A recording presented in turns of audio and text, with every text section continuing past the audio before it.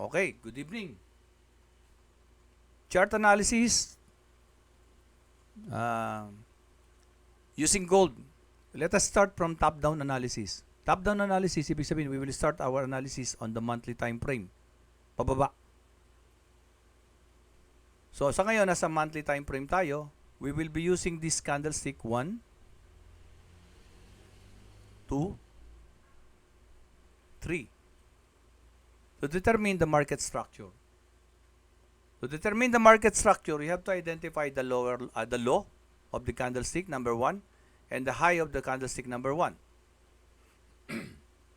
And then the low of the candlestick number 2 and the high of the candlestick number 2.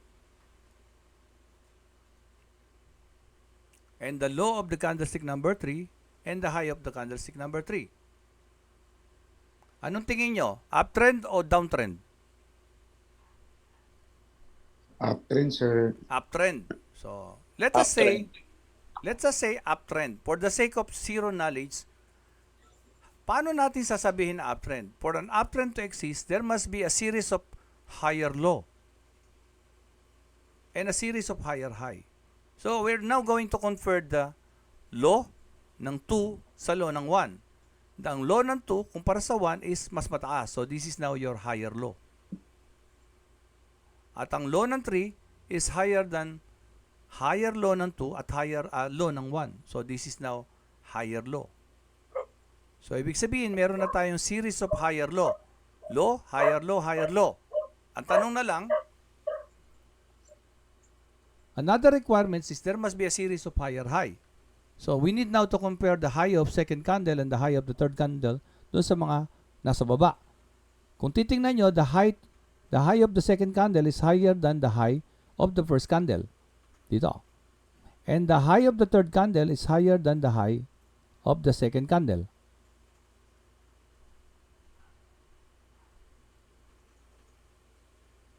So, ibig sabihin, this is an uptrend. Kaya lang, yung iba hindi sanay sa ganito. Ang sanay sila sa ganito.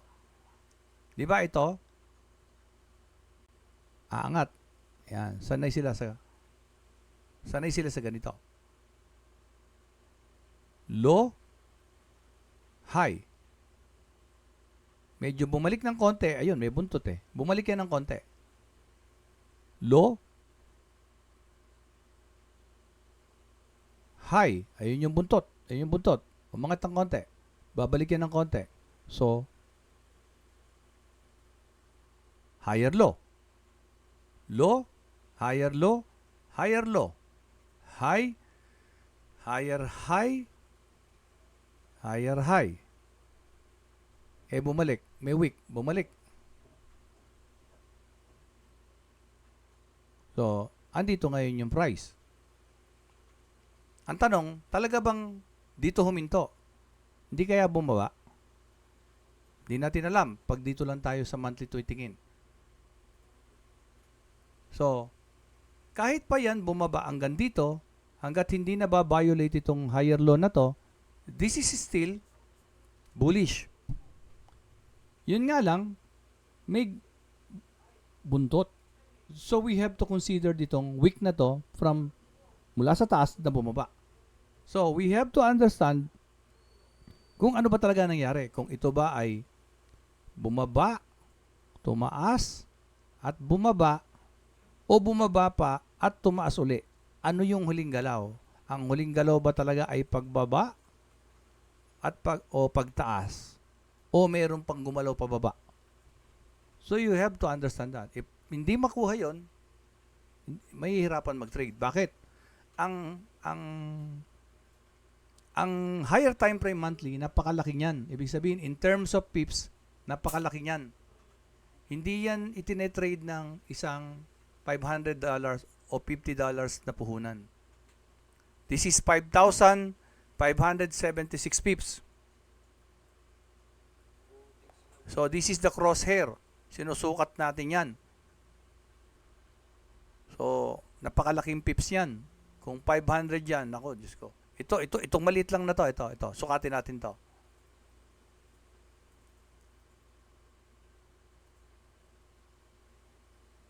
So, ito nga lang, 600 na eh. Kahit ito, hindi mo ma-trade kung $50 ka. So you have to go down lower time frame. But at least now we know that because of top-down analysis on the monthly time frame, we know that the bias is bullish. But looking at the candlestick, mayroong buntot. Yun ngayon yung concern natin. Yung buntot na yon. Pero at least, naka-embedded na sa isip natin, bullish siya. Okay? So, buburahin ko to ha. We will go lower time frame.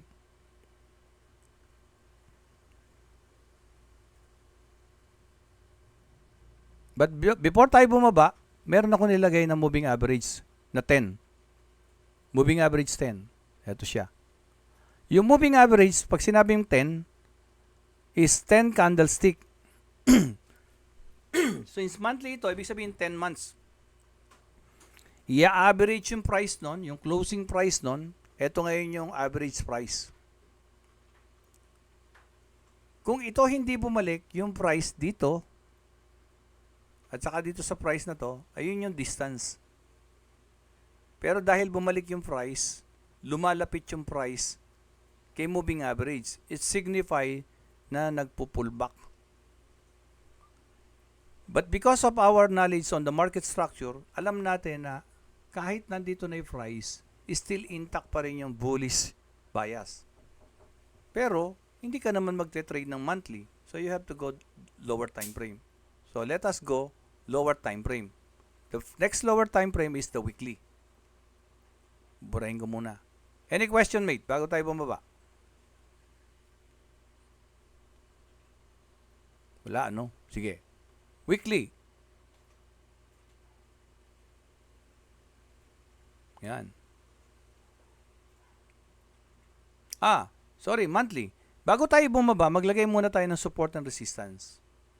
So, the support and resistance, nilagay ko dito sa, ito ay October, ito yung low na October. This is September, ito naman yung high. Nilagyan ko ng yellow dyan, yellow dito. So, this is now a support of these two monthly. And this is the all-time high ngayon. Naka-color code tayo ng yellow. Ibig sabihin, nilagay itong mga lines na to on the monthly. And solid sa baba, it means support kasi yung price nandito sa taas. Ito, long dotted line, resistance, it means yung price nasa ilalim niya. Kaya lang, napakalaki nito. So, we have to narrow yung tinitingnan natin. Papalitin natin para maging applicable yung $50 natin or $100 natin. Weekly. Para kayo na rin na makakasagot, bakit ba yung $50, $100 is medyo alanganin kay gold? Kasi pag sinabing alanganin yan bakit alanganin? Basta alanganin. Itong paliwanag na to, this will give you idea bakit siya alanganin. Lalo na pagka napunta na tayo doon sa pagpapaliwanag ng pips. Okay. If the monthly time frame is bullish, ito yung dalawang candlestick. Ito yung buntot. Ito yung buntot niya.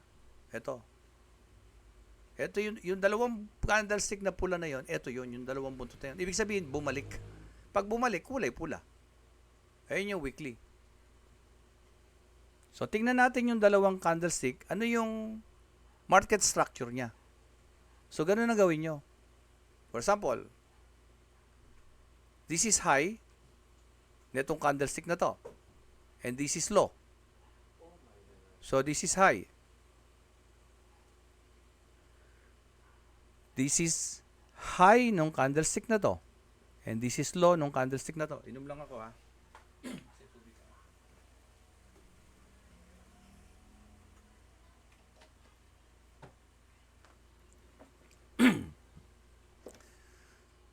So, for an uptrend to exist, there must be a series of high and lower high. Low and lower low. Kahit dalawa lang. At ayan siya ngayon.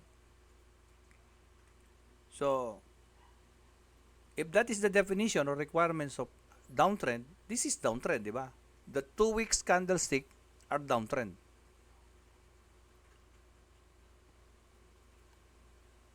For the sake of zero knowledge,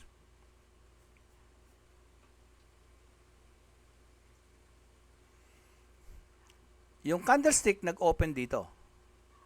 Nag-open dito at nag-close dito. Low dito, high dito. Kaya ang galaw niyan is open, akyat yung price, bababa, nauntog doon sa resistance, bumaba, dumiretso dito sa support nung kabilang candlestick. Ayun. This is the high ng previous week. This is the low.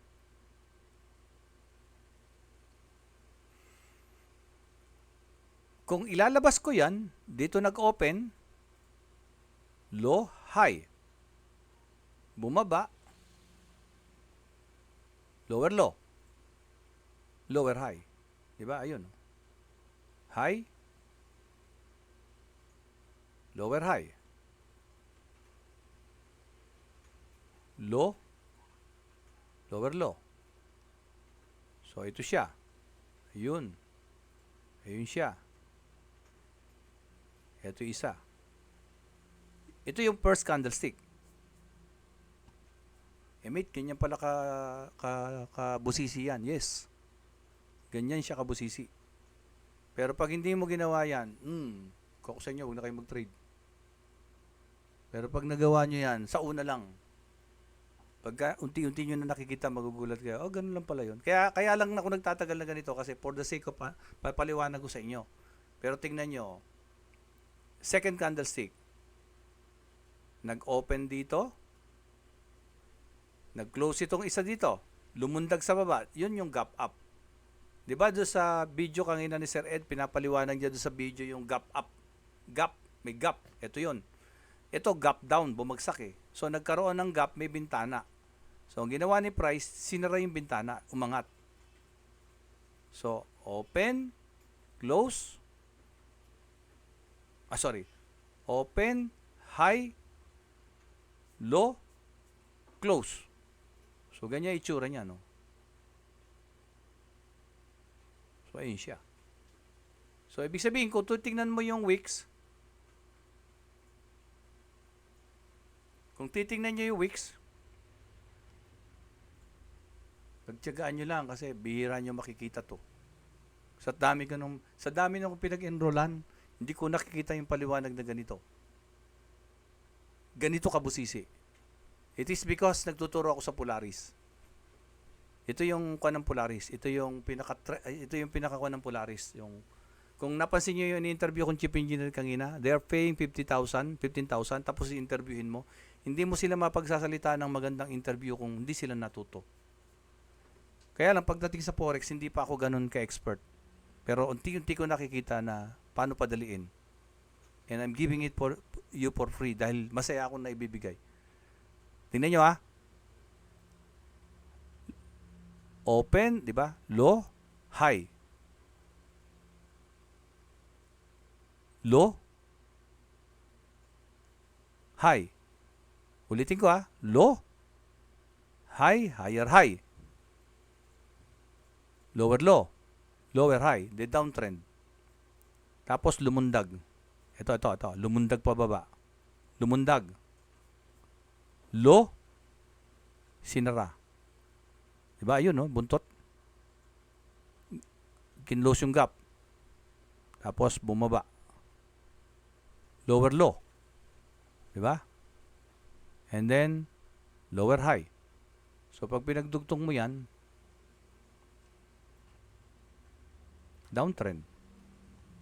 Mate, bababa. Hindi nauntog Di ba? Naglagay tayo ng support.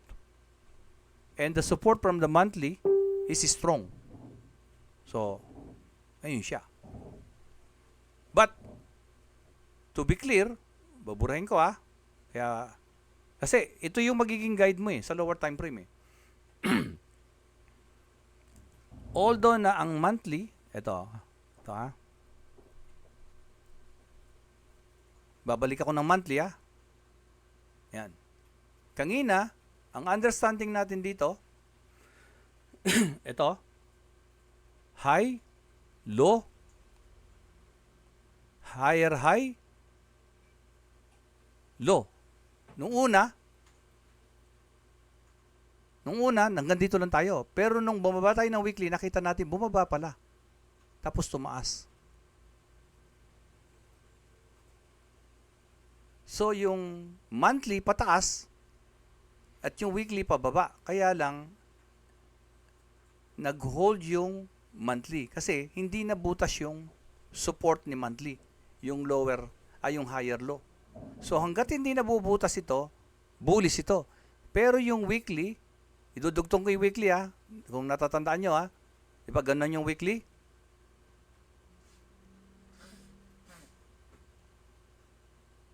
Tapos, nag-gap down, tumaas, bumaba, tapos tumaas.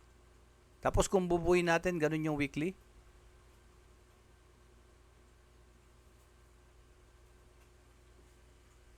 Pero, kaya ko lang pinakikita sa inyo ngayon dahil tinuturo ko. Pero ako hindi ko na ginaganyan yan. Nakikita ko na yan. Pag nire-review ko yan, nakikita ko na yan. So, ibig sabihin, on the higher time frame, bullish ako. Pero on the lower time frame, downtrend ako. Ang tanong, bababa kaya? Hindi sigurado. Pwedeng bababa at mauntog dito or pwedeng tataas at ibe-break niya to. Kasi ito yung talagang dominant trend niya. Anong gagawin ko? Yun yung tanong. Anong gagawin ko? Let us go down lower time frame. Mas lower pa. Pero, daanan natin yung weekly, isama natin yung moving average. Kasi moving average ang topic natin Di ba? Sa moving average, we still have the 50. Kung weekly, 50 weeks. Sa weekly na 50, bullish pa rin. Kasi bakit? Nasa taas yung price. Ito yung moving average, ito yung price. Nasa taas siya ng moving average. Ibig sabihin, bullish pa rin siya. The 20 MA or 20 candlestick, nasa taas pa rin yung price. Ibig sabihin, bullish pa rin yung weekly. Ano to ngayon? This is just a retracement of the weekly. Mas taas pa rin Pero nagdagdag tayo na isang moving average, which is the 10 moving average. Pansinin niyo yung moving average ng 10, nag-plot. Ibig sabihin ng plot, sideways. Sideways ba yung weekly, mate? Pakikuan nga. Mate, sideways ba yung nakikita nyo sa weekly? Sabi ng moving average na 10, sideways. Pero sideways ba yung nakikita nyo sa weekly? Hindi po, sir. Yes. Ano ibig niya sabihin? Downtrend siya, sir. Hindi. I mean, yung moving average na 10, ano ibig sabihin ng plot na to? Saan siya nagsa-sideways? Sa lower time frame. Doon nyo siya makikita sa lower time frame. Kaya ang topic natin ngayon, moving average is, moving average will not tell you the direction, but it will tell you the condition. But the problem is, saan mo i-apply yung moving average na nakikita mo? For example, ito, if you are going to apply this moving average 10 on the weekly, hindi siya mag-match because the weekly is bearish and the moving average ng 5 is flat, sideways. Kaya, kailangan talagang aralin siya. So, we need now to go down lower time frame as daily. On the daily, yun pa rin. Makikita nyo, weekly. Nire-review ko lagi High, low, lower high, lower low. O ayun, yun pa rin, di ba? Kaya lang, may lumabas na isang araw ito. Kung hindi ka top-down analysis, balik tayo ng monthly Sa monthly kanina, ang sabi natin, ganyan, tumaas, una ganun lang. Pero nag-weekly tayo, nakita natin may baba pala at may taas. Tama. So akala natin, andito na. Nung bumaba tayo ng daily, na bago na naman. Pero, mas luminaw. Bumaba. Asan nito? Ayun siya. Nakukuha niyo, mate? Nakakasunod? Yes, sir. Yes, sir. Ngayon, Yes po. kung hindi nyo nasusundan, siyempre, lalo na mga baguhan, andito siya mamaya. Different types of analysis, ilalagay ko siya dito, papalitan ko tong market structure na to, moving average. Kasi ito yung unang araw na tinuro ko. Yung apurahan, sabay-sabay itong apat na to, mabilisan.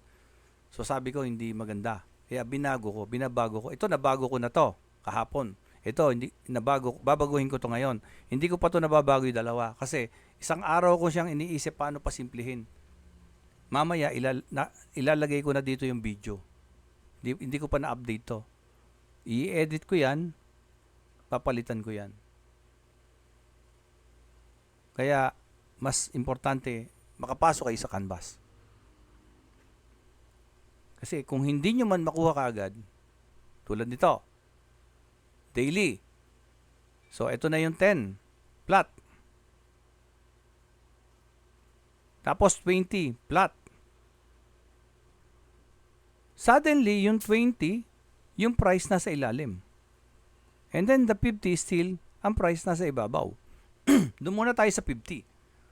Ibig sabihin ng 50 days, kukuha ka ng crosshair, ilagay mo dito, sa latest candle, ihilahin mo doon. Oh, mate, di namin maintindihan yan. Monday meron. May topic tayo nito. Pero papakita ko sa inyo mamaya. Pag sinukat mo yan, 50, yung price nasa ibabaw ng 50, ibig sabihin, bullish pa rin yung 50 ng daily.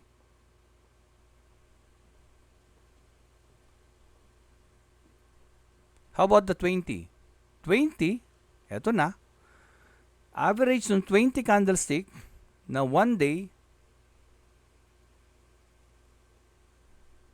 eto yung average niya. Pero yung candlestick nasa ilalim ng 20. Ibig sabihin, yung candlestick na to ay bearish.